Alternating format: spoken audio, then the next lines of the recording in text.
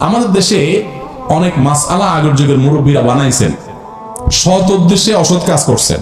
যেমন রাতে যে আমাদের খাবারের প্লেট, এটা খায়া পানি, ধোয়া পানি, আগে গ্রামের আমরা মাটির ঘরে, টিনের ঘরে থাকতাম, তো এটা বাহিরে ফেলানো যাবে না রাত্রে, তাইলে ক্ষতি হবে।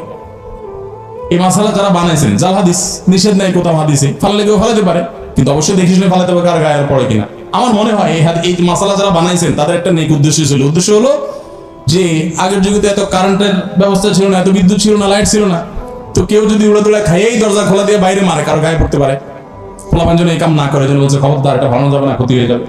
হ্যাঁ, ভাঙা প্লেটে খাওয়া যাবে না, ক্ষতি হবে। ভাঙা প্লেটের ভাঁজে ভাঁজে হয়তো ওইটা হয়তো কোনো প্লেটের দোকানদার হাদিস বানাইছে যাতে করে কোনো কোনো প্লেট বিক্রি হয়।